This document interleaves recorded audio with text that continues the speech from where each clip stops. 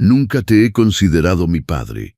Esas 5 palabras salieron de la boca de mi hijo Carlos con una frialdad que me heló la sangre mientras permanecía de pie en mi propia sala, rodeado de familiares que acababan de presenciar la humillación más brutal de mi vida. 71 años de existencia y mi propio hijo acababa de borrarme de su historia delante de todos. El silencio que siguió fue ensordecedor.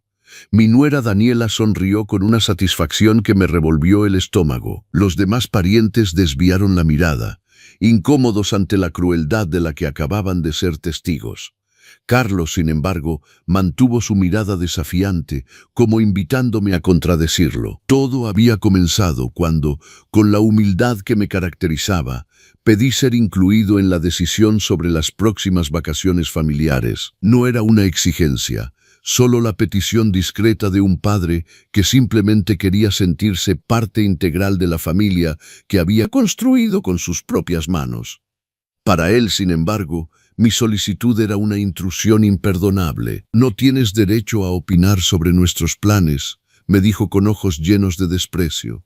Tú solo eres el hombre que me trajo al mundo, nada más. Un extraño que insiste en meterse en mi vida.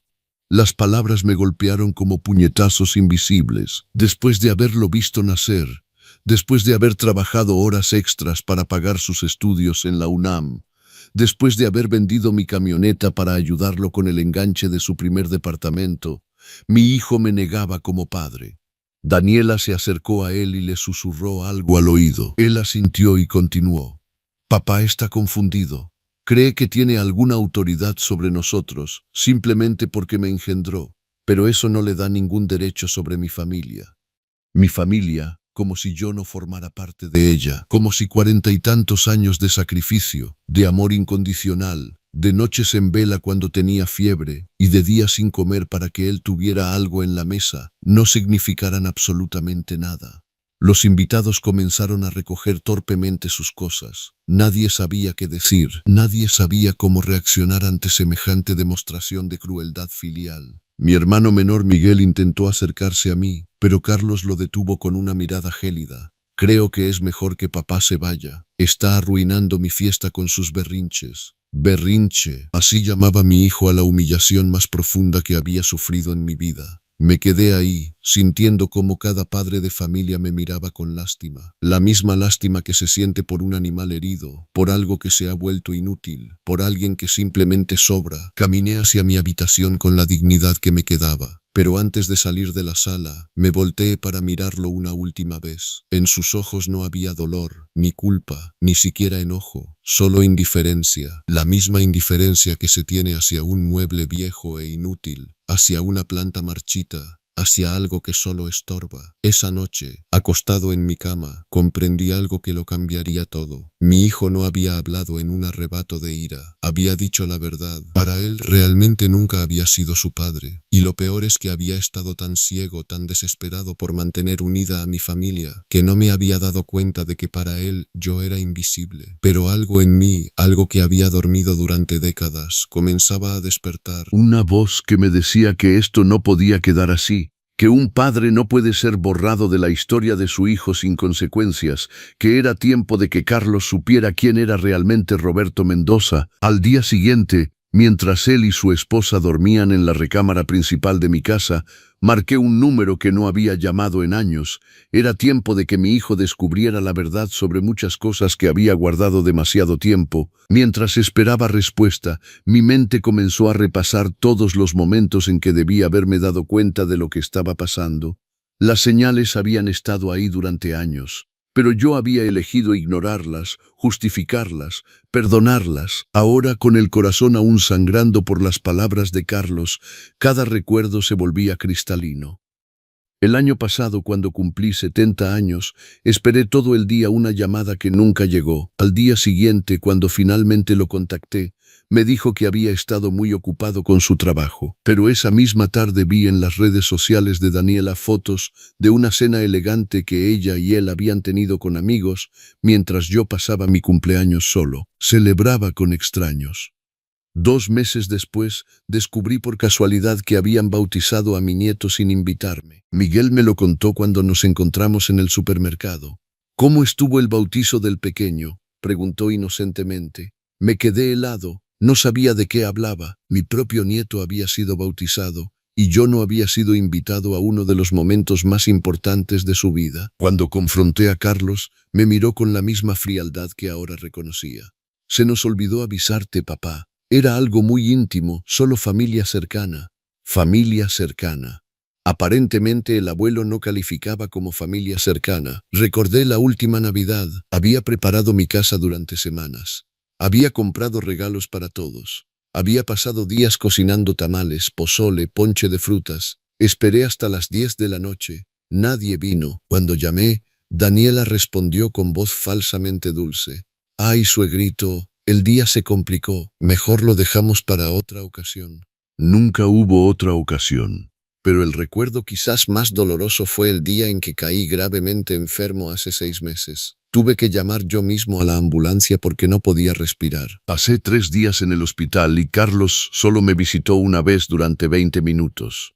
Tengo muchos compromisos, papá. No puedo estar aquí todo el tiempo como si fuera un niño. Cuando Daniela se enfermó de gripa el mes pasado, sin embargo, él se tomó toda una semana de permiso para cuidarla. Publicaba fotos en redes sociales llevándole flores, preparando caldos, acompañándola al médico. La diferencia era tan evidente que dolía. Los cumpleaños de mi nieto también se habían convertido en territorio prohibido para mí. Al principio Carlos me decía que el niño era muy pequeño y que las fiestas lo estresaban. Más adelante, cuando creció, las excusas cambiaron. La comida era muy cara para tanta gente. El lugar era muy pequeño. Los otros niños no me conocerían y se sentirían incómodos con un señor mayor. Pero en las redes sociales de otros invitados, yo veía las fiestas espectaculares que organizaban. Había payasos, castillos inflables, mesas llenas de antojitos mexicanos. Todos los abuelos de los amigos del niño sonreían en las fotos, todos excepto yo.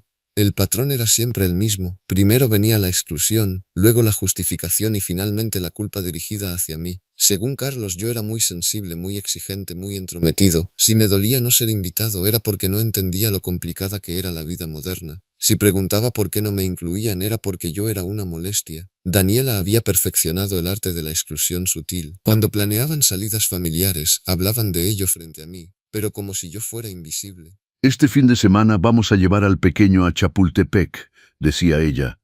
Va a ser hermoso. Hace tanto que no hacemos nada en familia, y yo me quedaba ahí escuchando, esperando una invitación que nunca llegaba. Cuando finalmente reunía el valor para preguntar si podía unirme, siempre había una razón por la cual no era apropiado. La camioneta era muy pequeña, caminarían mucho, y yo me cansaría. O la entrada era muy cara, pero como por arte de magia, siempre había espacio y dinero para las amigas de Daniela que se unían a último momento. El dolor más profundo venía de las tardes en que veía a mi nieto jugar en el jardín y me acercaba para platicar. El pequeño me hablaba con cariño, pero siempre terminaba preguntándome por qué yo nunca iba a ningún lado con ellos. ¿Por qué abuelito nunca va a los lugares divertidos?, preguntaba con esa inocencia que solo los niños poseen. No sabía qué responder. ¿Cómo explicarle a un niño de 5 años que sus padres habían decidido que el abuelo no era lo suficientemente importante para ser incluido en su vida? ¿Cómo decirle que el amor que él sentía por mí no era compartido por quienes tomaban las decisiones en esta casa? Ahora, después de escuchar las palabras de Carlos, todo cobraba sentido. No era que se les había olvidado invitarme, no era que las situaciones fueran complicadas, era que yo nunca había sido su padre, y por lo tanto no merecía ser tratado como el abuelo de su hijo. Habían construido una familia durante años de la cual yo había sido sistemáticamente excluido, y yo había sido demasiado ingenuo, demasiado esperanzado, demasiado ciego para verlo. Pero esto terminaba aquí. La llamada que había hecho seguía sin respuesta, pero esa noche, sin poder dormir, algo fundamental había cambiado en mí. Me senté junto a la ventana de mi habitación y observé los primeros rayos del amanecer entrar por las cortinas que yo mismo había instalado años atrás. Todo en esta casa llevaba mi huella, mi trabajo, mi dedicación, y sin embargo me habían convertido en un extraño en mi propio hogar. Desde mi ventana podía ver el jardín que había cultivado durante décadas, cada rosal, cada planta de hierbas aromáticas, cada árbol frutal había sido plantado por mis manos. Recordaba a Carlos ayudándome cuando era pequeño y la emoción que sentía cuando las primeras flores brotaban en primavera. Ahora, ese mismo jardín era solo el escenario de fotos familiares en las que yo no aparecía. Escuché movimiento en la cocina. Era Daniela preparando el desayuno.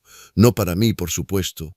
Nunca me preguntaba si quería algo de comer. Nunca preparaba una taza extra de café. Vivíamos en la misma casa, pero ella había logrado crear una burbuja familiar de la cual yo estaba totalmente excluido. Era como si fuera un fantasma que habitaba las habitaciones del fondo de una vida que ya no me pertenecía. Me vestí lentamente, cada movimiento dificultado por la comprensión de lo que había negado durante años. No se trataba solo de excluirme de eventos importantes, sino de haber reconstruido toda la estructura familiar sin incluirme. Yo era el abuelo invisible, el suegro molesto, el padre que había sido degradado al rango de inquilino de su propia casa. Bajé y encontré a Carlos tomando su café, mirando su teléfono. Ni siquiera levantó la vista cuando entré a la cocina. Daniela preparaba la lonchera del niño para la escuela y tarareaba una canción como si nada hubiera pasado la noche anterior, como si no hubiera sido testigo de la humillación más brutal que un padre puede sufrir. «Buenos días», dije con una voz que sonó sorprendentemente firme. Carlos murmuró algo ininteligible. Daniela me dio esa sonrisa falsa que había perfeccionado con los años. «Buenos días, suegrito. ¿Descansó bien?» La pregunta era pura formalidad. La respuesta no le interesaba. Me serví una taza de café y me senté en la mesa de mi propia cocina, sintiéndome como un invitado indeseado. Observé a mi hijo comer, estudié sus gestos, su indiferencia, la facilidad con la que había destruido a su padre la noche anterior. No había ni un rastro de culpa en su rostro, ninguna incomodidad por lo que había dicho.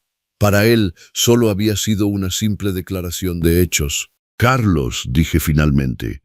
Levantó la vista con expresión irritada, como si mi voz fuera un ruido perturbador que interrumpía su paz matutina.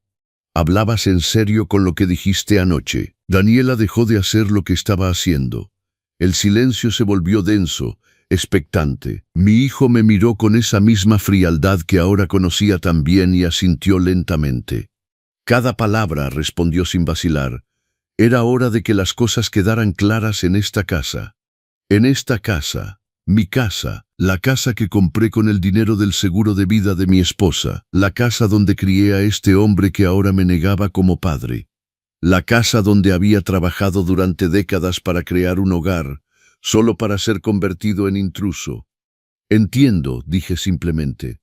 Y por primera vez en años realmente entendí. No habría reconciliación porque nunca había habido una relación real que reconciliar.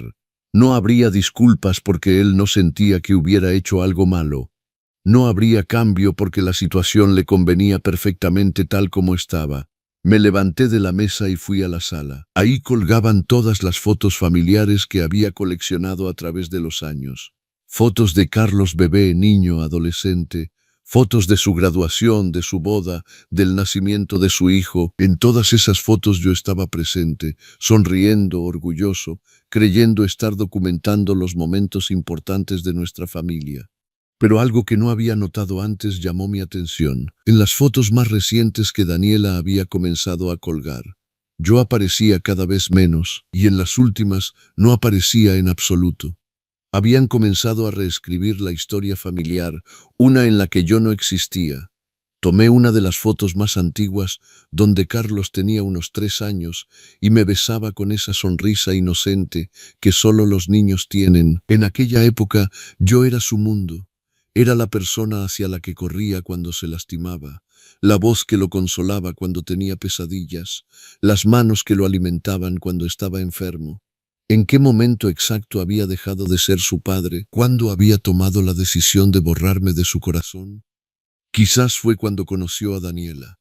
Ella venía de una familia acomodada, con padres egresados de universidades prestigiosas, que hablaban de temas que yo no entendía. Quizás mi hijo se avergonzaba de su padre obrero, de mis manos callosas, de mi forma sencilla de hablar, de mi falta de educación formal. Quizás había decidido que yo no encajaba en la vida que quería construir, o quizás fue un proceso gradual. Cada vez que intentaba participar en conversaciones sobre política o economía, y él me hacía sentir ignorante. Cada vez que expresaba una opinión, y él la descartaba como charlas de viejo. Cada vez que intentaba dar un consejo y me decía que los tiempos habían cambiado y que yo no entendía el mundo moderno. Poco a poco me había convertido en una reliquia del pasado, útil para cuidar al pequeño cuando necesitaban una niñera gratuita, útil para arreglar cosas en la casa cuando Carlos estaba demasiado ocupado con sus actividades sociales, pero invisible para todo lo que realmente importaba. Me senté en mi sillón favorito, el mismo donde había mecido a Carlos bebé, el mismo donde había pasado noches enteras velando su sueño cuando tenía fiebre. Desde ahí podía ver toda la sala, toda mi casa, todos los recuerdos que había construido con tanto amor y dedicación. Pero por primera vez en años no sentí nostalgia ni la melancolía que usualmente me invadía al recordar los buenos momentos. En su lugar sentí algo que no había experimentado en décadas: claridad. Una claridad fría y cristalina que me mostraba la situación exactamente como era. Había pasado los últimos años mendigando amor, mendigando atención, mendigando un lugar en una familia que ya había decidido que yo no pertenecía a ella. Había aceptado migajas de afecto, me había conformado con ser tolerado en lugar de amado, había justificado cada humillación como un malentendido o una situación temporal. Pero anoche, cuando Carlos pronunció sus palabras devastadoras, me había hecho un favor sin querer. Me había liberado de la ilusión. Me había mostrado que todo el amor, todos los sacrificios, toda la dedicación que había invertido en él durante 45 años no habían significado nada. Y aunque eso dolía más de lo que las palabras pueden expresar, también me daba algo que no había tenido en años: la verdad. La verdad era que había vivido una mentira. La verdad era que había luchado por mantener unida a una familia que ya no me quería. La verdad era que había sacrificado mi dignidad, mi autoestima, mi propia vida por personas que me consideraban un obstáculo. Pero la verdad era otra cosa también. Un hombre de 71 años que había sobrevivido a la pobreza, a la viudez y a décadas de trabajo arduo no tenía por qué aceptar ser tratado como basura, ni siquiera por su propio hijo. El teléfono sonó. Era la llamada que había estado esperando toda la mañana. ¿Señor Roberto Mendoza? La voz del otro lado era grave, profesional pero cálida. Aquí el licenciado don Arturo Ramírez. Soy abogado jubilado y vivo en la Casa Azul de la esquina. Necesito hablar con usted urgentemente sobre ciertos documentos que encontré entre los papeles de mi difunto socio. Mi corazón se aceleró. El licenciado don Arturo Ramírez era ese señor mayor que siempre me saludaba cortésmente cuando pasaba frente a su casa durante mis caminatas matutinas. Un caballero distinguido de cabello canoso y modales elegantes que vivía solo desde que había perdido a su esposa hace algunos años. Nunca habíamos tenido una conversación más allá de saludos educados. ¿Documentos? No entiendo, licenciado Ramírez. Mi voz sonaba confundida, pero algo en su tono me indicaba que esta llamada era importante. Más importante de lo que podía imaginar. Señor Mendoza, prefiero no hablar de esto por teléfono. ¿Podría recibirme en su casa esta tarde? Le aseguro que lo que tengo que mostrarle va a cambiar muchas cosas. Tiene que ver con su difunta esposa y ciertas cuestiones legales de las que, bueno, creo que usted no está enterado. El mundo pareció detenerse a mi alrededor. Mi esposa había fallecido hacía 8 años. Carlos se había encargado de todos los asuntos relacionados con la herencia y sus papeles. Siempre me había dicho que ella no había dejado nada de valor, solo deudas que él había tenido que cubrir. Por eso habíamos tenido que vender ciertas cosas, y por eso él y su familia se habían mudado a mi casa para cuidarme en mi vejez, como decía. Estaré en casa toda la tarde. Toda la tarde, respondí, sintiendo una corriente eléctrica recorrer mi cuerpo. Puede venir a la hora que quiera. Perfecto. Estaré en su casa a las 3 en punto. Y señor Mendoza, prepárese mentalmente para escuchar cosas que podrían sorprenderlo. Traeré los documentos originales para que no haya lugar a dudas. Colgué con las manos temblorosas. ¿Qué documentos? ¿Qué cuestiones legales? Mi esposa había sido una mujer sencilla, trabajadora, que se había esforzado toda su vida para darnos una vida digna. ¿Qué podría haber dejado que yo desconociera? Las horas hasta las 3 se arrastraron como siglos. Carlos y Daniela habían salido después del desayuno, llevándose al pequeño a algún lugar, como era típico en ellos, sin comunicarme sus planes. Me quedé solo en la casa, caminando de un lado a otro, tratando de imaginar qué era lo que el licenciado Ramírez iba a decirme. A las 3 en punto, escuché el timbre. Abrí la puerta y ahí estaba el licenciado don Arturo Ramírez, vestido con un elegante traje gris, portando un pesado maletín de cuero. Su expresión era seria pero amable. Señor Mendoza, muchas gracias por recibirme. Se quitó el sombrero con un gesto caballeroso, que ya no se ve en los hombres de hoy. Podemos sentarnos. Lo que tengo que mostrarle requiere tiempo y atención.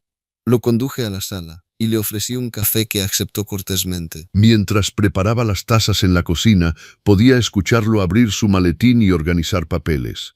El sonido del papel me ponía más nervioso con cada segundo. Cuando regresé con el café, tenía varios documentos extendidos sobre mi mesa de centro, documentos oficiales con sellos, firmas, encabezados de notarios que no reconocía. Señor Mendoza, mi difunto socio, el licenciado Eduardo Torres, se encargó de los asuntos legales de su esposa durante más de 20 años. Cuando falleció el año pasado, revisé todos sus archivos para transferir los casos pendientes a otros colegas. Fue entonces cuando encontré esto. Tomó uno de los documentos y me lo entregó. Era una escritura de propiedad. Mi corazón se detuvo cuando leí el nombre del propietario, Roberto Mendoza. Era la escritura de mi casa, la casa donde estábamos sentados. Pero con una diferencia crucial. Según este documento, yo era el único propietario legal de la propiedad. No entiendo, murmuré, sintiendo que el suelo se tambaleaba bajo mis pies. Carlos me dijo que la casa estaba a su nombre. Dijo que su madre se la había transferido porque yo no entendía los papeles legales. El licenciado Ramírez negó lentamente con la cabeza, con una expresión que mezclaba tristeza e indignación. Señor Mendoza, según estos documentos, su esposa le dejó todo a usted. La casa, una cuenta de ahorros considerable, incluso un pequeño terreno en el campo que, al parecer, ahora tiene un valor comercial significativo. Me quedé sin aliento. Durante 8 años había creído ser una carga para mi hijo, quien por bondad me había permitido vivir en su casa. Durante 8 años había aceptado ser tratado como un inquilino, tolerado en lo que resultaba ser mi propio hogar.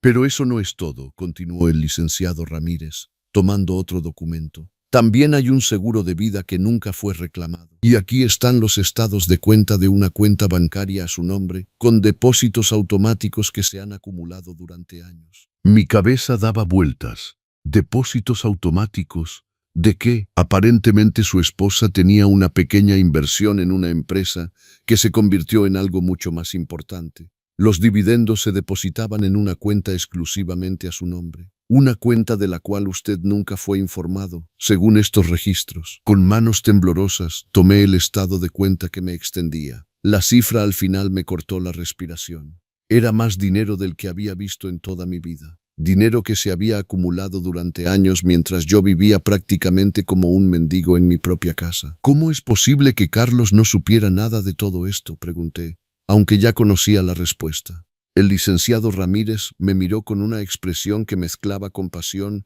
y lo que parecía ser ira contenida. Señor Mendoza, su hijo estuvo presente durante la lectura del testamento. Lo sabía perfectamente. Más que eso, según estos documentos, actuó como su representante legal durante todos estos años, cobrando los dividendos y administrando los bienes a su nombre. El mundo se derrumbó sobre mí. No solo me había engañado durante 8 años, no solo me había hecho creer que yo era una carga financiera, mi propio hijo me había robado. Había vivido de mi dinero, en mi casa, mientras me hacía sentir como un intruso que dependía de su caridad. ¿Por qué me dice esto ahora?, logré preguntar con voz temblorosa por el shock. Porque mi socio dejó instrucciones claras antes de morir. Si algo me parecía sospechoso en el manejo de este asunto, debía contactarlo directamente a usted, y al revisar los archivos, me di cuenta de que usted nunca firmó un poder notarial, nunca autorizó a su hijo a manejar sus asuntos y, aparentemente, nunca fue informado de su verdadera situación financiera. El licenciado Ramírez se inclinó hacia adelante. Su voz se volvió más suave pero más firme. Señor Mendoza, Usted ha sido víctima de un fraude orquestado por su propio hijo, y tengo aquí todos los documentos necesarios para probarlo. Las lágrimas comenzaron a rodar por mi rostro, pero no eran lágrimas de tristeza. Por primera vez en años eran lágrimas de algo que se parecía al alivio. No estaba loco, no era una carga, no era un viejo inútil que dependía de la bondad de otros. Era un hombre que había sido traicionado, engañado y manipulado por las personas en quienes más confiaba. ¿Qué puedo hacer?, pregunté, sintiendo algo poderoso despertar en mí. El licenciado Ramírez sonrió por primera vez desde su llegada. Podemos hacer mucho, señor Mendoza, mucho. Pero primero debo preguntarle, ¿está dispuesto a cambiar completamente su vida? ¿Está dispuesto a recuperar lo que le pertenece, independientemente de las consecuencias familiares? Pensé en las palabras de Carlos la noche anterior. Nunca te he considerado mi padre. Pensé en los años de humillación, de exclusión, de ser tratado como basura en mi propia casa. Pensé en todo el amor que había dado y que había sido despiadadamente pisoteado. Estoy listo, respondí, y mi voz sonó más firme que en años, más que listo.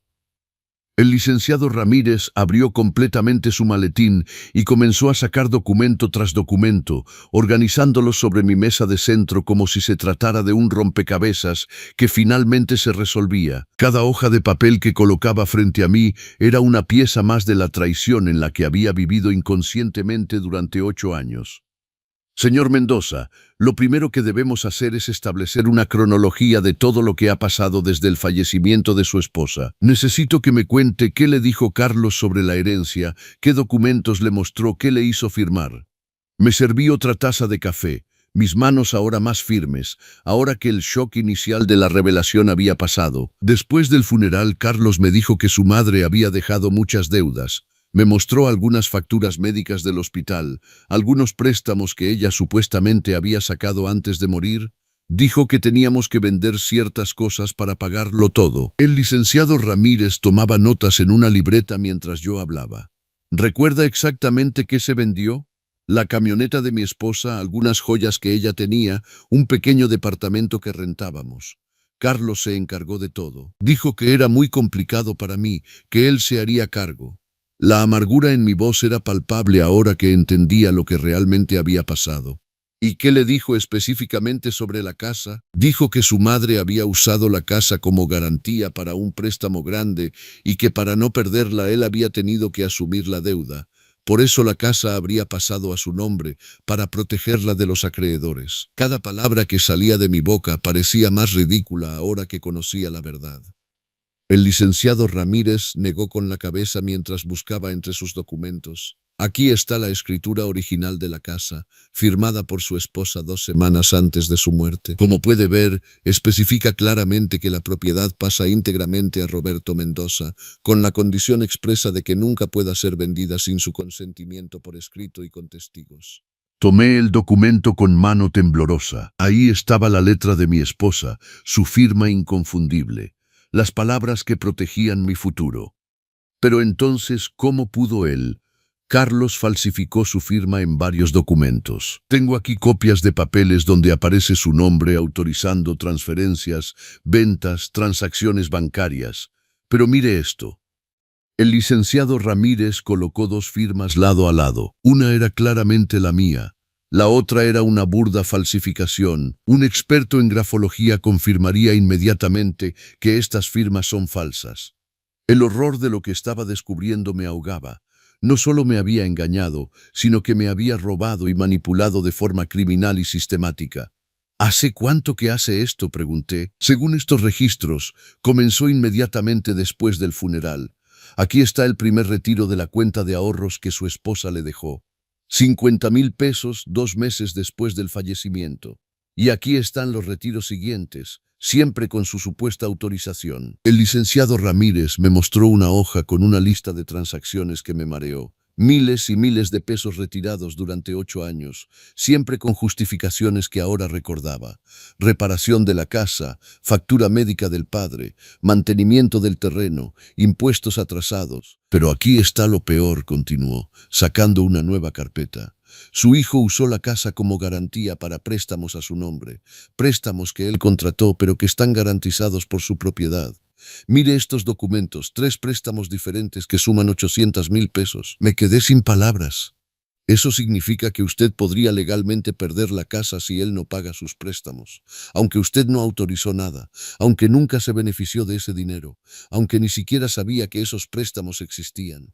La magnitud de la traición era abrumadora. Durante 8 años me había sentido culpable por ser una carga para mi hijo, cuando en realidad él vivía confortablemente de mi dinero y arriesgaba mi casa para sus propios beneficios. Licenciado Ramírez, dije con voz extrañamente calmada. ¿Qué debemos hacer para arreglar esto? El licenciado Ramírez sonrió con aprobación. Me gusta su actitud, señor Mendoza.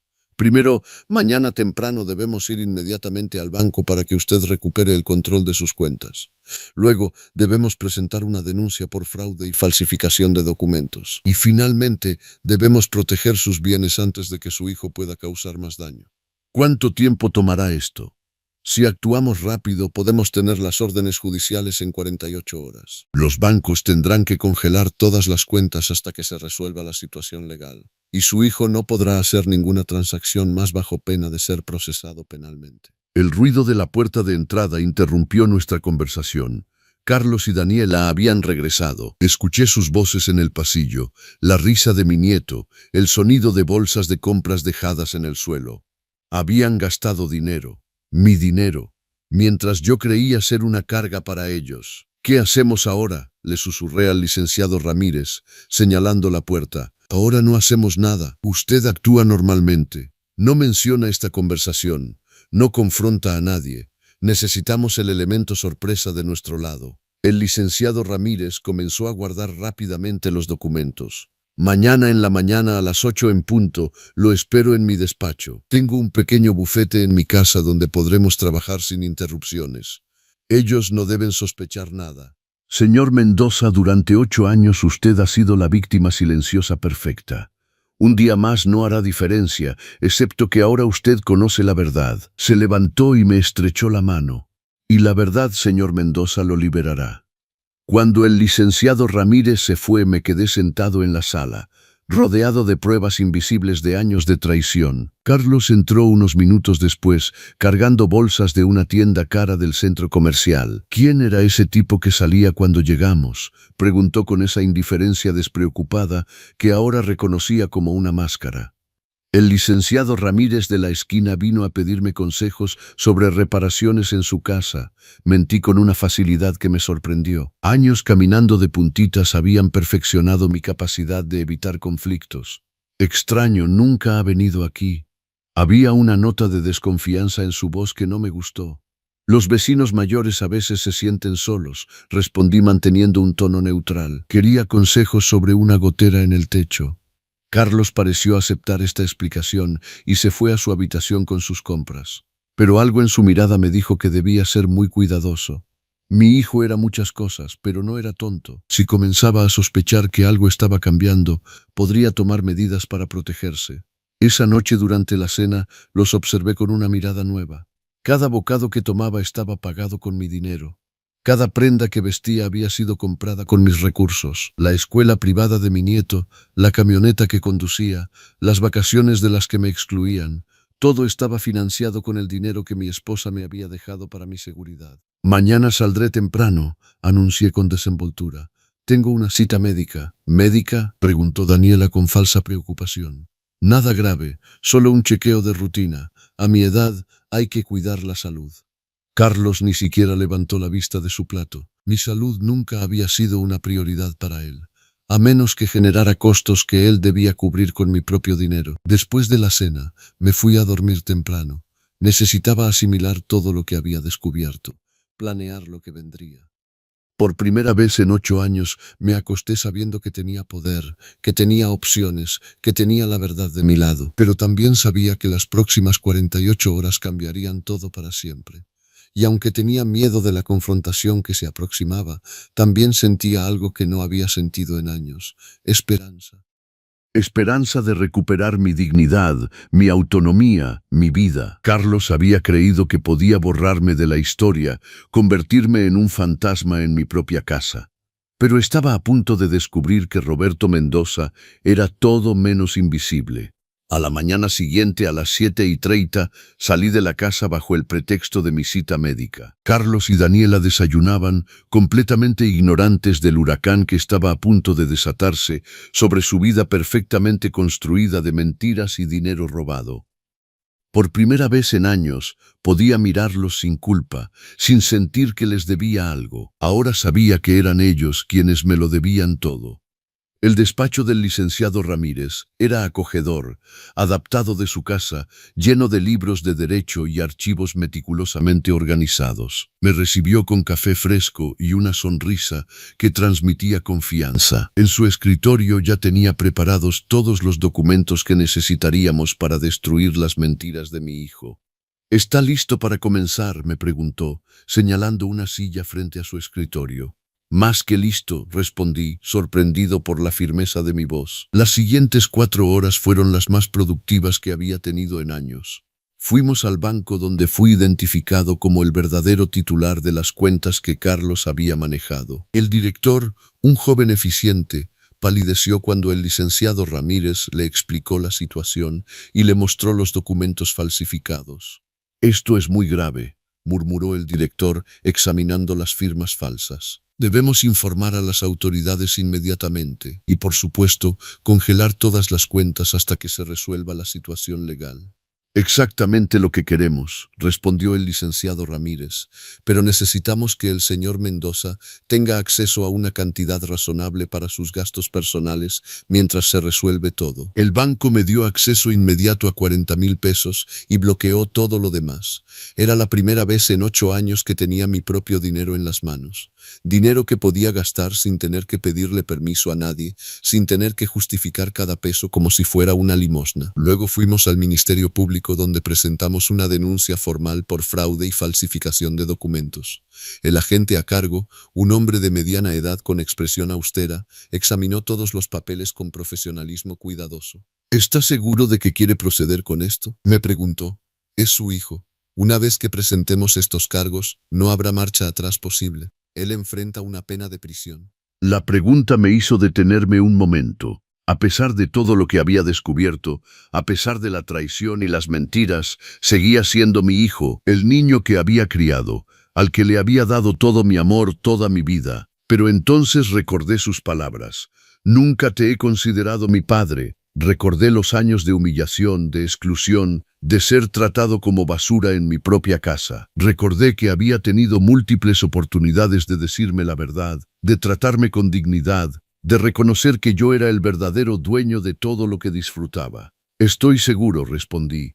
«Mi hijo decidió que yo no soy su padre. Ahora yo decido que él no puede seguir robándome impunemente». El agente asintió y selló los documentos. «Tendremos las órdenes judiciales pasado mañana en la mañana. Le recomiendo no estar solo cuando se ejecuten. Este tipo de situaciones pueden volverse muy tensas». Cuando regresé a casa, eran casi las 3 de la tarde. Carlos estaba en la sala con su laptop, trabajando desde casa como lo hacía 2 veces por semana. Daniela estaba en natación con el pequeño. Era el momento perfecto para comenzar la siguiente fase de mi plan. «Carlos», dije con voz tranquila, «necesito hablarte de algo importante».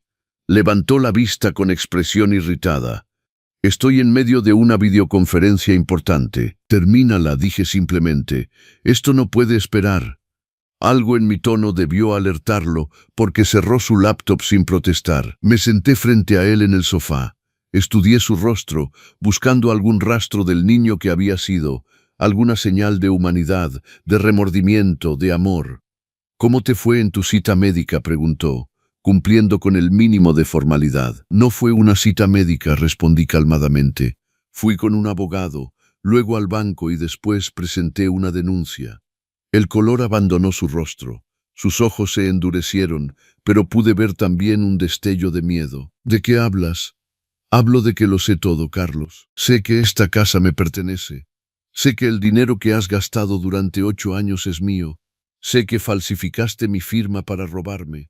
Sé que has mentido sobre todo desde el día en que tu madre murió». Se quedó en silencio durante largos segundos, procesando mis palabras, calculando sus opciones. Finalmente su expresión cambió a esa frialdad que conocía tan bien. ¿Y qué piensas hacer con esa información?, preguntó con voz tan gélida como sus ojos. Ya lo hice. Mañana las autoridades vendrán con órdenes judiciales. Todas las cuentas están congeladas y tendrás que enfrentar cargos criminales. Carlos se levantó bruscamente y comenzó a caminar de un lado a otro como un animal enjaulado. ¿Estás loco si crees que voy a permitir que un viejo ignorante destruya todo lo que he construido? Lo que construiste con mi dinero, lo corregí. Mi voz ahora firme. Y no soy un viejo ignorante, Carlos. Soy tu padre, aunque hayas decidido no verme como tal. Exacto. No eres mi padre. Solo eres el hombre que me engendró. Y ahora actúas como el egoísta que siempre has sido, destruyendo a tu propia familia por dinero. La ironía de sus palabras era tan absurda que casi me hizo reír. Él, que me había robado durante 8 años, me acusaba de ser egoísta por querer recuperar lo que me pertenecía.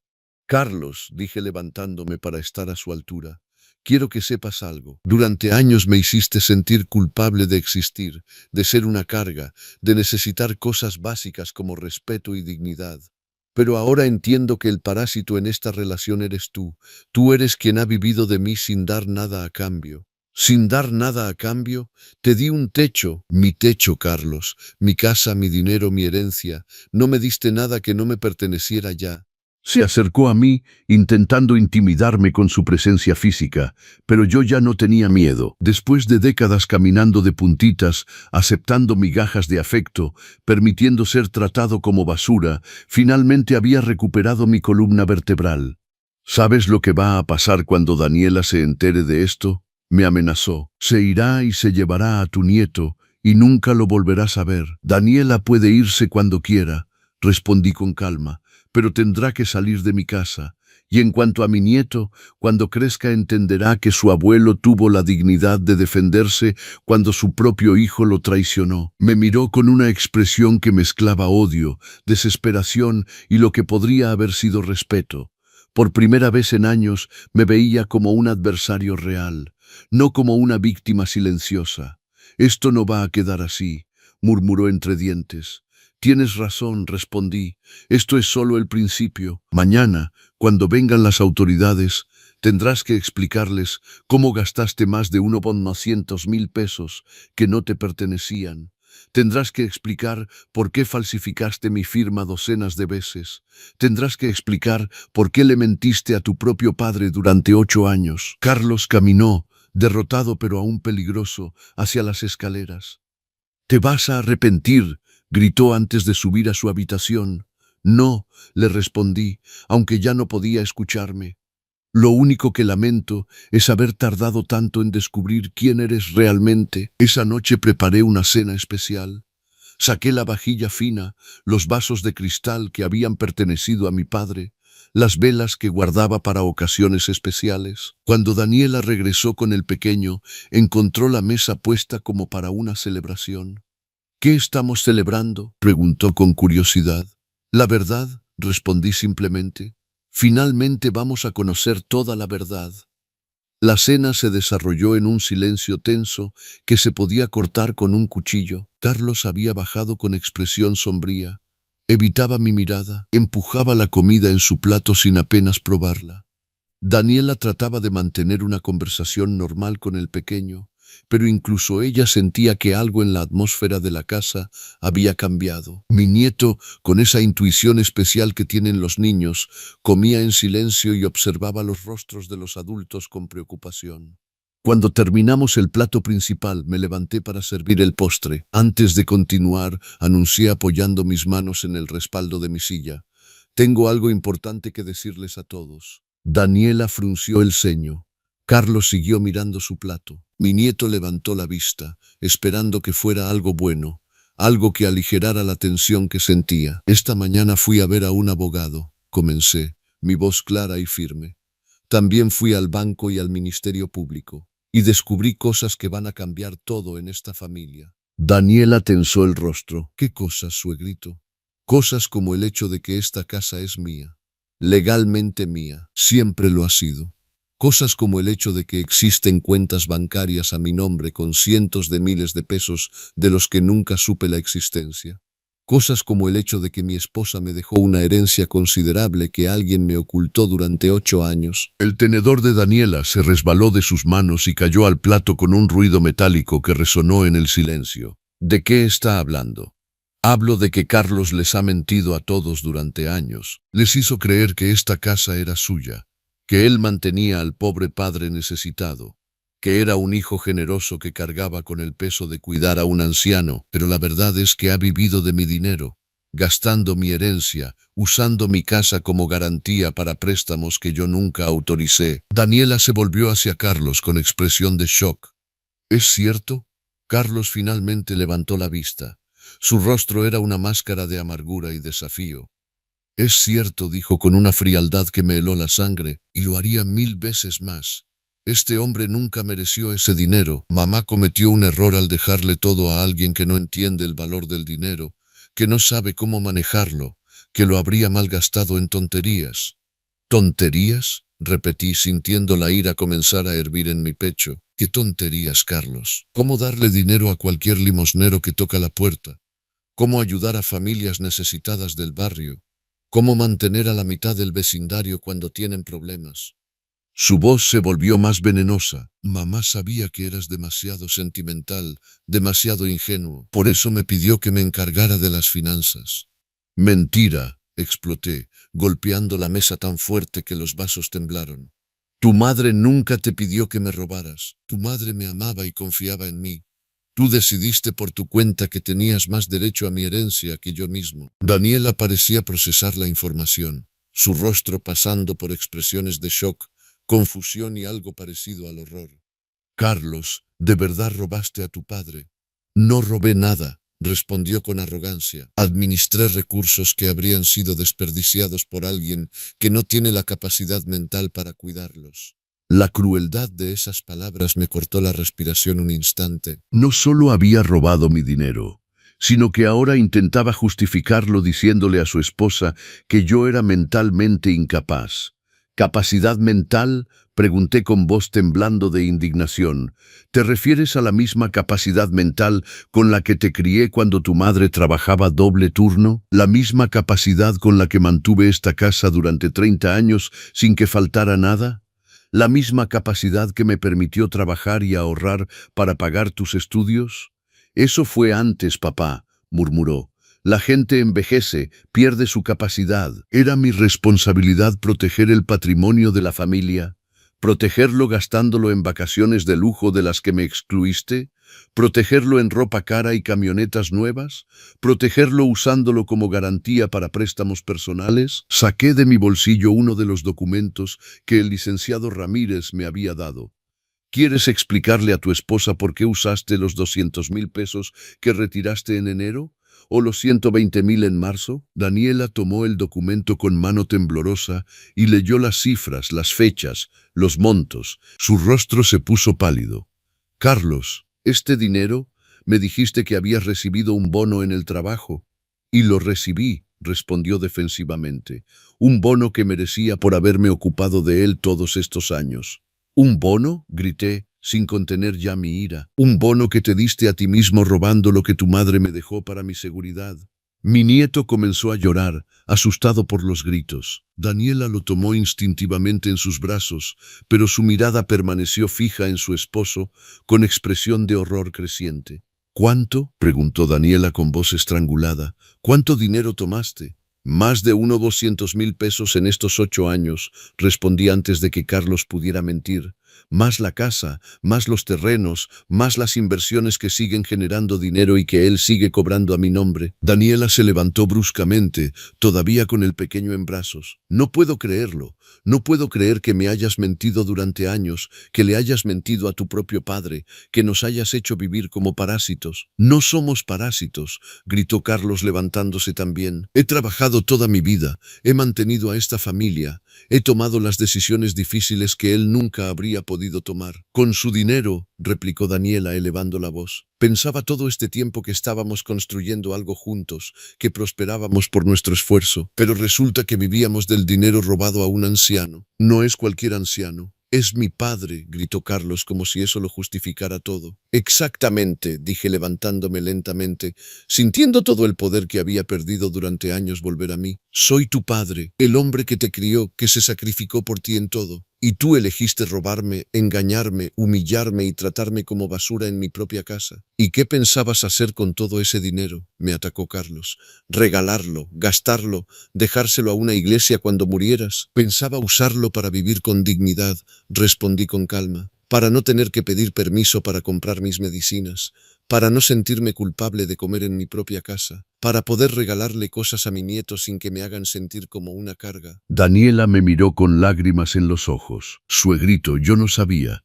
Si hubiera sabido. Lo sé, mija, dije suavemente. Tú también fuiste víctima de sus mentiras, pero ahora que conoces la verdad, ¿qué vas a hacer? Carlos se acercó a su esposa, intentando tomar su mano libre. Daniela retrocedió como si él fuera algo repugnante. No, Carlos, la única persona que se aprovechó de él fuiste tú, y me hiciste cómplice de tus mentiras, sin que yo lo supiera. Mañana vendrán las autoridades, anuncié con calma. Traerán órdenes judiciales para revisar todas las cuentas, todos los documentos, todos los bienes, y traerán órdenes de arresto. El color abandonó completamente el rostro de Carlos. ¿Órdenes de arresto?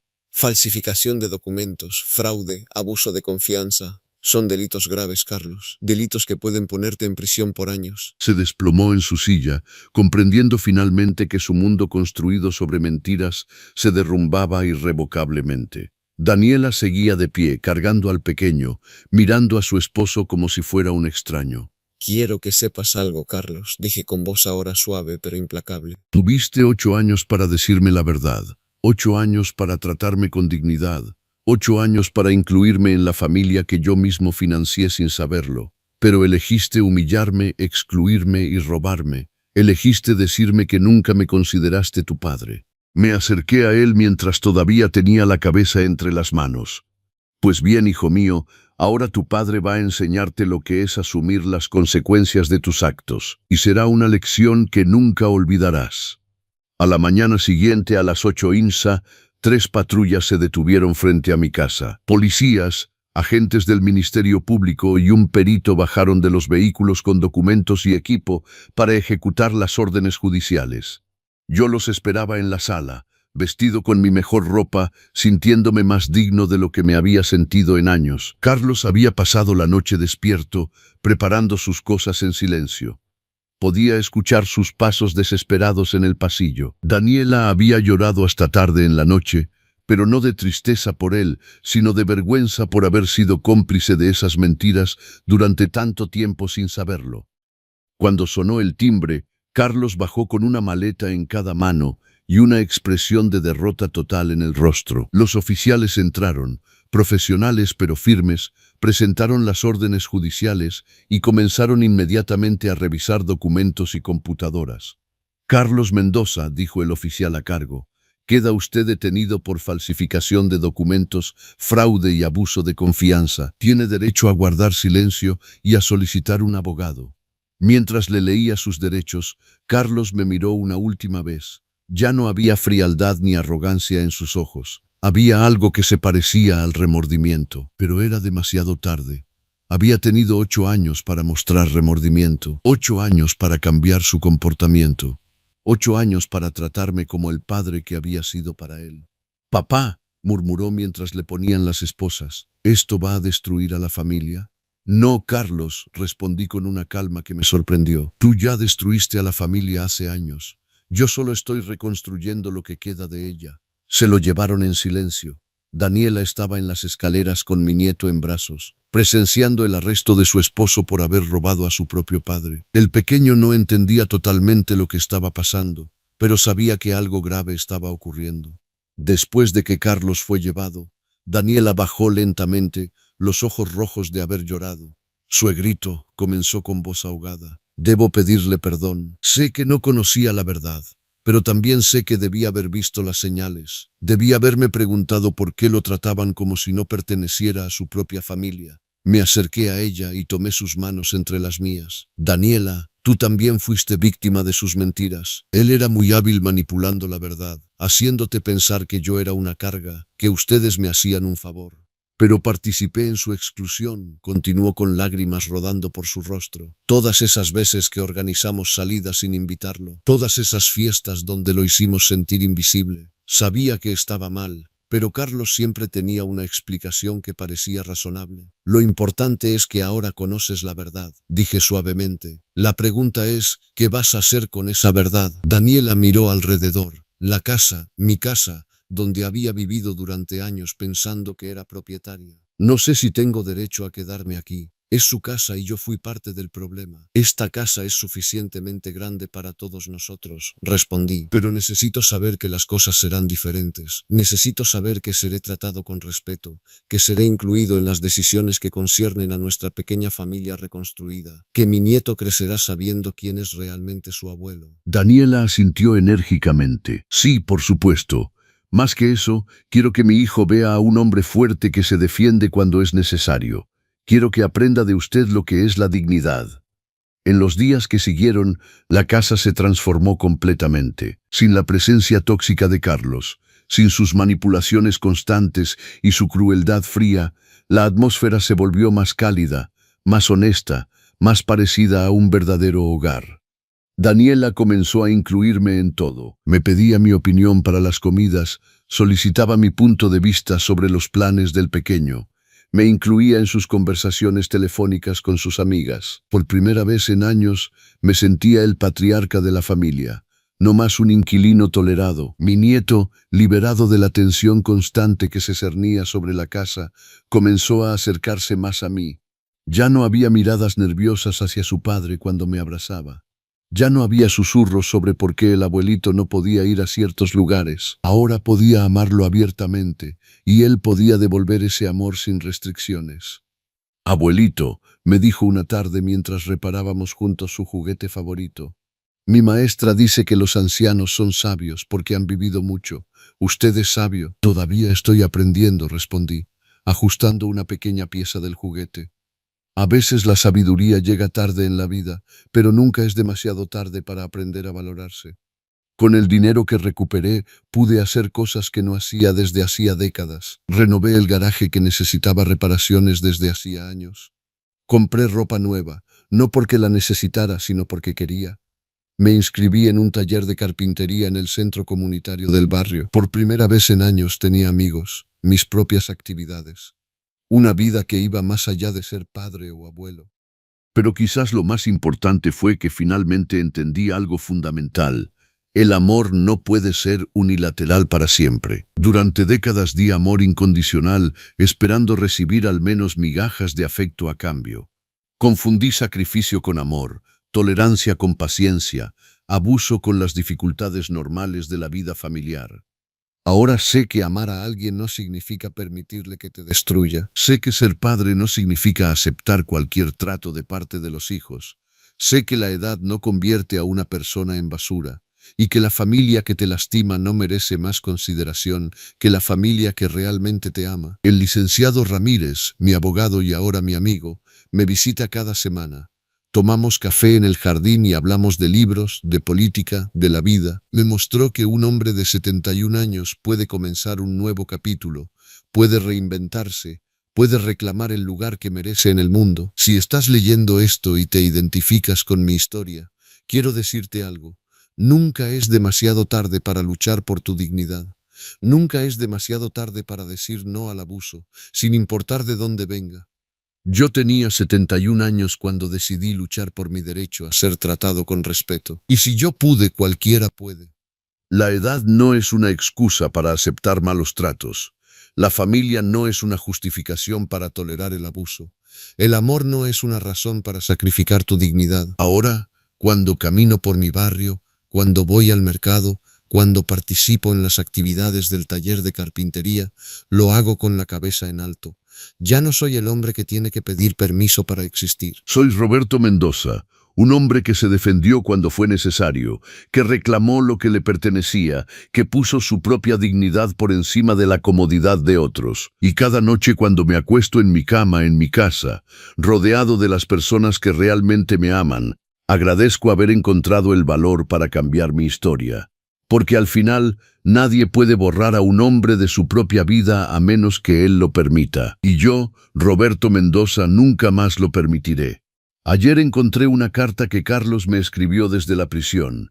No la abrí inmediatamente, la dejé sobre la mesa del comedor durante horas, preguntándome si quería saber lo que tenía que decir. Finalmente, con Daniela a mi lado como apoyo emocional, la abrí.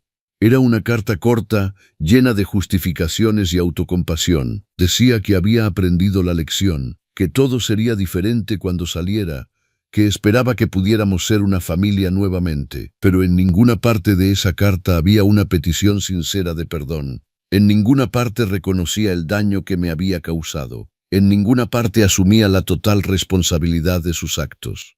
Doblé la carta y la guardé en un cajón. Quizás algún día Carlos comprenda realmente lo que hizo. Quizás algún día sea capaz de una disculpa sincera. Pero no voy a pasar mi vida esperando, anhelando un momento que podría nunca llegar. No sacrificaré más mi presente por la posibilidad de un futuro que podría no concretarse jamás. Esta mañana, mientras tomaba mi café y veía las noticias, sentí una profunda tristeza al escuchar sobre otros ancianos víctimas de abuso por parte de su propia familia. Hombres y mujeres que entregan sus pensiones a hijos manipuladores, que son abandonados en asilos contra su voluntad, que son tratados como un peso inútil por las personas que más deberían amarlos. A todos esos ancianos quiero decirles algo. Nunca es demasiado tarde para luchar. Nunca es demasiado tarde para reclamar tu dignidad. Nunca es demasiado tarde para decir no al abuso, sin importar de dónde venga. Yo tenía 71 años cuando decidí luchar por mi derecho a ser tratado con respeto. Tenía 71 años cuando comprendí que el verdadero amor no exige que te vuelvas invisible. Tenía 71 años cuando aprendí que la familia que realmente te ama nunca te haría sentir superfluo. Si yo pude, cualquiera puede. Recordé una conversación que tuve con el licenciado Ramírez hace unas semanas. Estábamos sentados en el jardín, tomando café como siempre hacíamos los jueves por la tarde. ¿Se arrepiente de haber denunciado a su hijo?, me preguntó mientras observábamos a mi nieto correr entre los árboles del jardín. Jamás, respondí sin vacilar. Me arrepiento de haber esperado tanto tiempo para hacerlo. Me arrepiento de haber aceptado ser tratado como invisible durante años, pero denunciarlo fue lo más valiente y lo más amoroso que pude hacer. ¿Amoroso?, preguntó con curiosidad. Sí, porque finalmente le mostré que las acciones tienen consecuencias. Le mostré que robar está mal, sin importar quién sea la víctima. Demostré que mentir y manipular no son estrategias sostenibles para construir una vida. Si realmente lo amaba, era mi obligación detenerlo antes de que lastimara a más personas.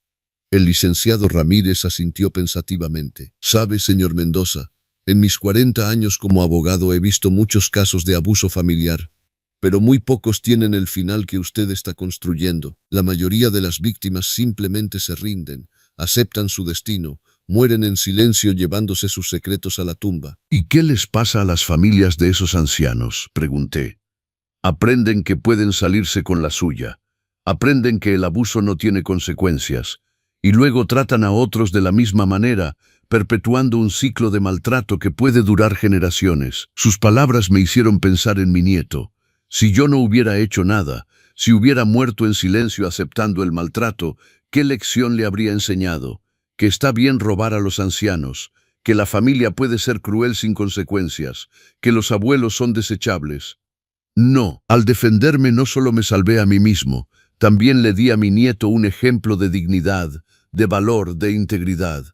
Una tarde, mientras mi nieto y yo pintábamos juntos en el jardín, me hizo una pregunta que me partió el corazón. Abuelito, ¿por qué papá tuvo que irse? Era una pregunta que sabía que llegaría, pero para la cual nunca estuve completamente preparado. ¿Cómo explicarle a un niño de 6 años la complejidad de lo que había sucedido? Me arrodillé para estar a su altura y tomé sus pequeñas manos entre las mías. Mijo, tu papá tomó decisiones que lastimaron a mucha gente, tomó cosas que no le pertenecían y mintió sobre ello. Cuando alguien hace eso, hay consecuencias. Tiene que asumir la responsabilidad de lo que hizo. Pero tú eres su papá, ¿verdad? ¿No puedes perdonarlo? El perdón es algo muy complicado, mi niño. Perdonar no significa pretender que algo malo nunca sucedió. Perdonar no significa dejar que alguien te siga lastimando. A veces, amar a alguien significa ponerles límites, mostrarles que sus acciones tienen consecuencias. ¿Todavía lo quieres? La pregunta me golpeó como un puñetazo. ¿Todavía amaba a Carlos? A pesar de todo lo que me había hecho, a pesar de la traición, del robo, de la humillación, ¿todavía lo amaba? Siempre amaré al niño que fue, respondí honestamente. Amaré los recuerdos de cuando era pequeño como tú, cuando me necesitaba, cuando confiaba en mí. Pero el hombre en que se convirtió, ese hombre eligió lastimarme, y aunque lo ame, no puedo permitir que me siga lastimando. Mi nieto asintió con esa sabiduría sorprendente que a veces tienen los niños. Cuando sea grande, dijo con seriedad, voy a cuidarte, abuelito, y nunca voy a tomar cosas que no son mías. Las lágrimas rodaron por mis mejillas mientras lo abrazaba. Este era mi legado, no el dinero, no la casa, no las propiedades. Era este niño que estaba aprendiendo lo que significaba la integridad, la honestidad, el respeto. Las semanas pasaron y la vida tomó un nuevo ritmo. Daniela consiguió un trabajo en una escuela primaria cercana. Estaba orgullosa de poder mantenerse por sí misma, de no depender del dinero robado que Carlos había administrado durante años. Suegrito, me dijo una noche mientras preparábamos la cena juntos, quiero pagarle renta. Sé que esta es su casa y no quiero ser una carga. No eres una carga, Daniela, respondí mientras picaba verduras. Eres familia, pero si te hace sentir mejor contribuir, podemos hacer un arreglo justo.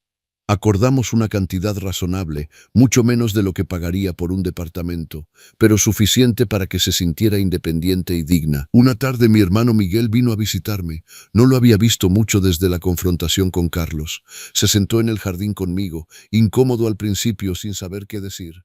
Roberto, comenzó finalmente, quiero que sepas que siempre supe que algo no estaba bien. La forma en que Carlos te trataba, cómo te excluían de todo. Pero no dije nada. Y lo lamento. ¿Por qué no dijiste nada? Pregunté sin enojo, solo con curiosidad genuina. Porque pensé que era tu decisión aceptarlo. Pensé que tal vez tenías tus razones. Y, siendo honesto, era más fácil no involucrarme, no querer crear conflictos en la familia. El silencio cómplice es también una forma de participar en el abuso, dije suavemente, pero agradezco que al menos ahora puedas reconocerlo. Miguel asintió, las lágrimas brillando en sus ojos. Eres más fuerte de lo que yo jamás podría ser, hermano. Lo que hiciste, enfrentarte a tu propio hijo, reclamar tu dignidad, eso requiere un valor que yo no tengo. Lo tienes, le aseguré. Solo no has tenido que usarlo todavía. Espero que nunca tengas que hacerlo. Conversamos durante horas, reconectando de una manera que no habíamos hecho en años. Me di cuenta de que no era solo Carlos quien me había apartado. Yo mismo me había aislado, avergonzado de mi situación, demasiado orgulloso para admitir ante mi hermano menor lo mal que me trataban. Ahora, sin esa vergüenza, sin ese secreto tóxico, podíamos ser hermanos nuevamente. Un día recibí una llamada inesperada. Era la trabajadora social del centro penitenciario donde Carlos estaba detenido. Señor Mendoza, su hijo ha solicitado que lo visite. Ha estado asistiendo a terapia y dice que hay cosas que necesita decirle en persona. Mi primer instinto fue rechazar. ¿Para qué? Para escuchar más justificaciones, más intentos de manipulación, pero algo en mí, quizás la curiosidad, quizás una última chispa de esperanza, me hizo aceptar. Iré, dije, pero bajo mis términos y con el licenciado Ramírez presente. La visita se programó para el siguiente sábado. Durante los días previos sentí una mezcla de emociones, ansiedad, enojo, tristeza y algo que podría ser esperanza. Daniela me preguntó si quería que me acompañara. No, mija, esto es algo que tengo que hacer solo. Bueno, con el licenciado Ramírez, pero sin familia. Necesito estar enfocado, no emocionalmente vulnerable. El sábado llegó nublado y frío. El licenciado Ramírez pasó por mí a las 9 de la mañana. El viaje al centro penitenciario fue silencioso. Él sabía que necesitaba tiempo para prepararme mentalmente. El centro penitenciario era exactamente como lo había imaginado.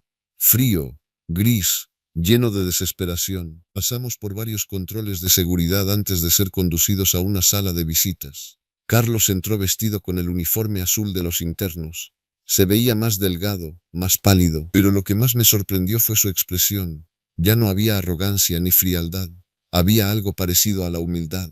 Se sentó frente a mí con una mesa entre nosotros. El licenciado Ramírez se sentó a mi lado, silencioso pero presente. Papá, comenzó Carlos, y fue la primera vez en años que esa palabra sonó genuina viniendo de su boca. Gracias por venir. No respondí, solo esperé. He tenido mucho tiempo para pensar aquí adentro, tiempo para reflexionar sobre lo que hice, sobre quién me convertí. Hizo una pausa, como si buscara las palabras correctas. La terapeuta de aquí me ha hecho preguntas que nunca me había hecho a mí mismo. ¿Cuándo dejaste de ver a tu padre como una persona? ¿Cuándo comenzaste a justificar robarle? ¿Cuándo te convenciste de que merecías su dinero más que él? ¿Y qué respondiste?, pregunté, mi voz más fría de lo que pretendía. Al principio intenté justificarme. Dije que lo hacía por su bien, que él no sabía manejar el dinero, que mamá habría querido que yo me encargara, pero la terapeuta me detuvo. Carlos bajó la mirada. Me dijo, esas son las mentiras que te dijiste a ti mismo, ahora dime la verdad. Y la verdad, papá, es que me avergonzaba de ti. Las palabras dolieron, pero no me sorprendieron. Me avergonzaba de tus manos callosas, de tu forma de hablar, de que no entendieras las conversaciones que tenía con mis amigos profesionales. Cuando conocí a Daniela y a su familia educada, acomodada, sentí que tú no encajabas en la vida que quería construir, y por eso me robaste, dije sin emoción. Por eso te robé, admitió. Y por eso te traté como invisible, porque si te hacía invisible, no tenía que confrontar mi propia vergüenza, no tenía que admitir ante mis amigos, ante mi esposa, ante mí mismo que venía de orígenes humildes. Y ahora, pregunté, ahora que has tenido tiempo de reflexionar, ahora me doy cuenta de que la única persona de la que debería avergonzarme es de mí mismo. Me avergüenzo del hombre en que me convertí. Me avergüenzo de haber valorado el dinero más que a mi padre. Me avergüenzo de haber dejado que mi orgullo destruyera a mi familia. Hubo silencio. El licenciado Ramírez permanecía quieto, observando. Papá, continuó Carlos, su voz quebrándose, no espero tu perdón, no lo merezco, pero necesitaba que supieras que finalmente entiendo lo que hice, finalmente veo el daño que causé, y lo lamento más de lo que las palabras pueden expresar. Por primera vez vi lágrimas genuinas en sus ojos, no lágrimas de autocompasión, no lágrimas por su situación, sino lágrimas de verdadero remordimiento. Cuando salga de aquí, dijo, si es que salgo, entiendo que quizás nunca quieras verme de nuevo. Entiendo que he perdido el derecho de ser llamado tu hijo, pero quiero que sepas que pasaré el resto de mi vida intentando ser el hombre que debía haber sido siempre. Me levanté lentamente. El licenciado Ramírez me miró, preguntándose qué haría. Me acerqué a Carlos. Su expresión era de miedo mezclado con esperanza. Carlos, dije suavemente, aprecio tu honestidad. Aprecio que finalmente puedas ver la verdad de lo que hiciste. Pero el perdón es un camino largo, no es algo que pueda darte aquí, ahora, después de una conversación. Él asintió, entendiendo. Lo que puedo decirte es esto. Si realmente has cambiado, si realmente entiendes ahora el valor de la honestidad, de la humildad, del respeto, entonces tal vez, algún día, podamos reconstruir algo. No lo que teníamos antes, porque eso estaba construido sobre una base falsa, pero quizá algo nuevo, algo honesto. Eso es todo lo que puedo pedir, respondió. Salí del centro penitenciario sintiéndome extrañamente ligero. No había perdonado a Carlos, no todavía, pero por primera vez en años vi una chispa del niño que había sido, del hombre que podría convertirse. ¿Cómo se siente?, preguntó el licenciado Ramírez mientras conducíamos de regreso. No lo sé, respondí honestamente. Parte de mí quiere creer que realmente ha cambiado. Otra parte me recuerda que ha tenido 8 años para mostrar remordimiento y solo lo hace ahora que está en prisión. Solo el tiempo lo dirá, dijo el licenciado Ramírez sabiamente. Pero usted tiene algo que no tenía antes. ¿Qué es eso? El poder de decidir. Antes usted era la víctima pasiva, aceptando lo que fuera que Carlos decidiera darle. Ahora usted tiene el control. Usted decide si y cuándo habrá reconciliación. Usted establece los términos. Tenía razón. Había recuperado no solo mi dinero y mi casa, sino algo mucho más valioso, mi agencia, mi capacidad de decidir sobre mi propia vida. Cuando llegué a casa, Daniela y mi nieto me esperaban con la comida preparada. ¿Cómo estuvo?, preguntó Daniela cuidadosamente. Complicado, respondí, pero necesario. Esa noche, después de que mi nieto se durmió, Daniela y yo nos sentamos en el jardín bajo las estrellas. ¿Sabe qué es lo más extraño?, dije. Durante 8 años soñé con el momento en que Carlos finalmente me vería, me reconocería, me valoraría. Y ahora que ha sucedido, me doy cuenta de que ya no lo necesito de la misma manera. ¿Qué quiere decir? Que mi felicidad, mi valor, mi dignidad ya no dependen de que él me reconozca. Los he encontrado en mí mismo, en esta nueva vida que he construido. Si Carlos y yo nos reconciliamos algún día, será un regalo, pero ya no es una necesidad. Daniela sonrió en la oscuridad. Eso, suegrito, es verdadera libertad. Y tenía razón. Después de 71 años, finalmente era libre. Han pasado 6 meses desde esa visita al centro penitenciario, 6 meses desde que vi por primera vez un destello de verdadero remordimiento en los ojos de Carlos. Y en ese tiempo, mi vida ha seguido transformándose de maneras que nunca imaginé posibles. El taller de carpintería se convirtió en mi refugio. Cada sábado por la mañana me reúno con un grupo de hombres de mi edad, todos con sus propias historias, sus propias batallas. Creamos cosas con nuestras manos. Sillas, mesas, juguetes para los nietos. Pero más que eso, creamos una hermandad. Don Ramón, un señor de 75 años que perdió a su esposa el año pasado, me contó su historia una tarde mientras lijábamos una mesa que estábamos construyendo juntos. Mis hijos querían meterme en un asilo, me dijo sin amargura, solo como un hecho. Decían que era por mi bien, que necesitaba supervisión, pero en realidad querían vender mi casa y repartirse el dinero. ¿Y qué hiciste?, pregunté. Tu historia me inspiró, Roberto. Fui con un abogado, descubrí mis derechos, me defendí. Ahora vivo solo en mi casa, con una enfermera que viene 2 veces por semana, y mis hijos, bueno, todavía estamos trabajando en esa relación. Me di cuenta de que mi historia se había convertido en algo más grande que yo. El licenciado Ramírez me había pedido permiso para compartirla, sin nombres, por supuesto, en sus charlas comunitarias sobre derechos de los adultos mayores. Daniela la había mencionado en su escuela, inspirando a otros maestros a prestar atención a las señales de abuso en las familias de sus estudiantes. No había buscado ser un ejemplo, pero me di cuenta de que a veces nuestras luchas más personales pueden iluminar el camino para otros. Una tarde de jueves, mientras tomaba café con el licenciado Ramírez en el jardín como era nuestra costumbre, me entregó un sobre. «Es de Carlos», dijo simplemente. Esta vez no dudé en abrirlo. La carta era diferente a la anterior. No había justificaciones, no había autocompasión, solo había honestidad. «Papá, no te escribo para pedirte perdón otra vez. Ya te lo pedí y sé que el perdón no se otorga solo porque alguien lo pida. Se gana con acciones, con tiempo, con cambio verdadero. Te escribo para contarte que he estado trabajando con un programa aquí en el penal. Ayudo a otros internos a aprender a leer y escribir. Es poco, lo sé, no compensa lo que te hice, pero es un comienzo. También te escribo para decirte que finalmente entiendo algo. Durante años me dije a mí mismo que te robaba por tu bien, que tú no sabías manejar el dinero, que yo era más capaz, pero la verdad es más simple y más fea. Lo hice porque podía, porque eras vulnerable, porque te amaba tan poco que tu sufrimiento no me importaba. Esa es la verdad que he tenido que confrontar aquí, y es devastadora. Pero aquí está la otra verdad. Cada día que paso aquí, cada día que pienso en lo que perdí, no por la libertad, no por las comodidades, sino por la oportunidad de conocer realmente a mi padre, me duele más que cualquier castigo que este lugar pueda darme. No sé si algún día podré mirarte a los ojos sin vergüenza. No sé si algún día mi hijo podrá respetarme nuevamente. Pero sé esto, voy a pasar el resto de mi vida intentando ser el tipo de hombre que merecía tener a Roberto Mendoza como padre.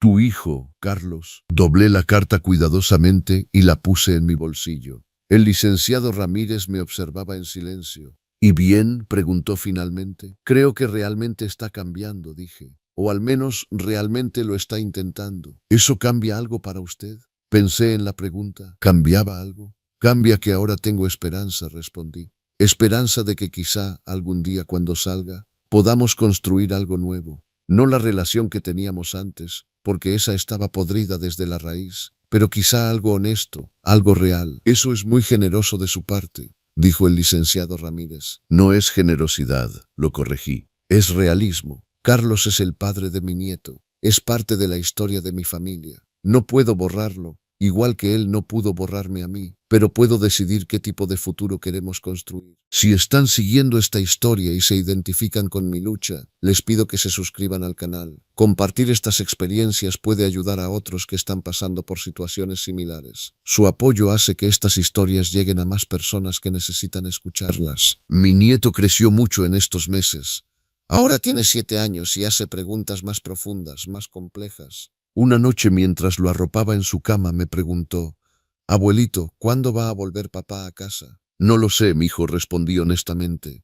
«Depende de muchas cosas, de la ley, de cómo siga comportándose, de muchos factores». «¿Lo extrañas?» La pregunta me tomó por sorpresa. «Extraño al padre que pudo haber sido», dije cuidadosamente. «Extraño la relación que debimos haber tenido, pero no extraño cómo me hacía sentir cuando estaba aquí». «Mamá dice que hiciste lo correcto», dijo el niño. «Dice que defenderte fue valiente». «¿Y tú qué piensas?» Se quedó pensativo por un momento. «Creo que fue triste que tuviera que pasar, pero también creo que ahora eres más feliz, y cuando eres feliz, yo soy feliz». La sabiduría de los niños nunca deja de sorprenderme. Daniela también ha florecido en estos meses, sin la sombra tóxica de Carlos, sin la presión constante de mantener apariencias. Se ha convertido en la mujer que siempre debió ser. «Suegrito», me dijo una noche después de la cena, «quiero agradecerle». ¿Agradecerme por qué? Por mostrarme lo que es la verdadera dignidad. Toda mi vida pensé que la dignidad venía de tener dinero, de impresionar a otros, de mantener una fachada perfecta. Pero usted me enseñó que la dignidad viene de conocer tu valor, de defenderte cuando es necesario, de vivir con honestidad. Tú siempre tuviste esa dignidad, le dije. Solo necesitabas permiso para mostrarla. Ella sonrió, y por primera vez vi en sus ojos una paz genuina. El jardín que había cultivado durante décadas ahora es un lugar de reunión. Los jueves por la tarde, varios vecinos mayores vienen a tomar café, a compartir historias, a apoyarse mutuamente. Don Ramón, don Arturo, el licenciado Ramírez, don Felipe del otro lado de la calle y varios otros. Nos hemos convertido en una especie de grupo de apoyo informal. Hablamos de nuestros hijos, de nuestras preocupaciones, de nuestras victorias pequeñas y grandes, y en esas conversaciones he descubierto que mi historia no es única. Muchos hombres de mi edad han enfrentado alguna forma de abuso o negligencia por parte de sus propias familias. La sociedad nos dice que debemos aceptarlo, dijo don Felipe una tarde, que es normal que los hijos se olviden de nosotros, que nos marginen, pero tu historia, Roberto, nos mostró que no tenemos que aceptarlo. No es solo mi historia, respondí, es nuestra historia, la historia de una generación que trabajó toda su vida, que sacrificó todo por sus hijos y que merece ser tratada con respeto y dignidad en sus años dorados. Esta comunidad de hombres se ha convertido en una de las cosas más valiosas de mi nueva vida. No estamos unidos por la sangre, pero nos une algo más fuerte, la comprensión mutua, el respeto compartido, la determinación de vivir nuestros últimos años con dignidad. Si esta historia les ha tocado el corazón, les invito a que dejen un comentario contándonos de dónde nos ven. Sus mensajes nos inspiran a seguir compartiendo estas historias importantes. No olviden suscribirse para no perderse ningún episodio de nuestra comunidad. Hace 2 semanas recibí una noticia que me sacudió. Carlos será liberado en 3 meses por buena conducta. Ha cumplido su tiempo, ha completado todos los programas de rehabilitación y, según el sistema legal, ha pagado su deuda con la sociedad. Cuando me enteré, sentí una mezcla compleja de emociones. Parte de mí se alegró. A pesar de todo, sigue siendo mi hijo. Parte de mí sintió miedo. ¿Y si no ha cambiado realmente? ¿Y si todo era solo un acto para obtener liberación temprana? Convoqué una reunión familiar. Daniela, mi nieto Miguel y el licenciado Ramírez. Necesitaba procesar esto con las personas en quienes más confiaba. La pregunta es, dije, ¿qué hacemos cuando salga? Daniela fue la primera en hablar. Suegrito, esta es su casa. Usted decide quién vive aquí. Si no quiere que Carlos regrese, lo entenderé completamente. Puedo buscar un lugar para nosotros. No, dije firmemente. Esta es tu casa también ahora, y la de mi nieto. No los voy a desplazar por Carlos. Entonces, ¿qué propone?, preguntó Miguel. Propongo que establezcamos límites claros, dije. Carlos puede visitarnos, puede reconstruir su relación con su hijo, puede intentar reconstruir su relación conmigo, pero no vivirá aquí, no hasta que demuestre, con acciones sostenidas en el tiempo, que realmente ha cambiado. El licenciado Ramírez asintió con aprobación. Es una decisión sabia, señor Mendoza, generosa pero firme. Le da a Carlos la oportunidad de demostrar su cambio, pero protege sus límites y su paz. Mi nieto, que había estado escuchando en silencio, preguntó: «¿Papá va a estar enojado?»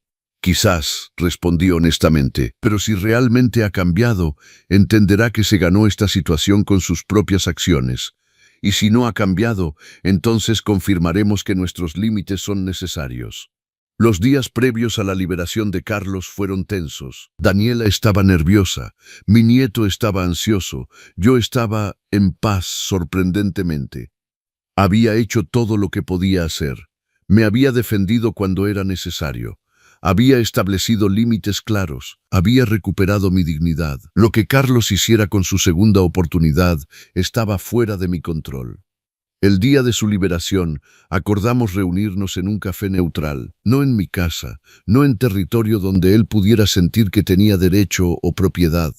Terreno neutral. Llegué temprano con el licenciado Ramírez. Daniela llegaría más tarde con mi nieto, dándome tiempo primero para hablar con Carlos a solas.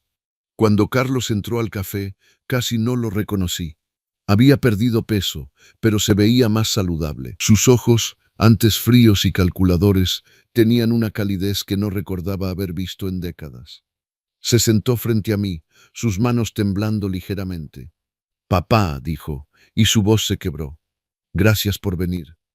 «¿Cómo te sientes?», pregunté. «Asustado», admitió. «Asustado de haber perdido todo lo que importaba. Asustado de no poder recuperarlo. Pero también esperanzado. Esperanzado de que quizá, si trabajo lo suficientemente duro, pueda ganarme un lugar en tu vida nuevamente». «No será fácil», le dije. «No espero que lo sea. No merezco que sea fácil». Pasamos la siguiente hora hablando. Realmente hablando, quizá por primera vez en nuestras vidas.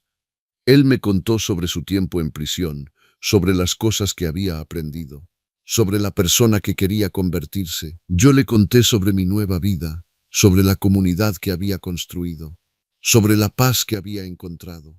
«No voy a vivir contigo», le dije claramente, «al menos no por ahora. Necesito ver cambios reales, sostenidos en el tiempo.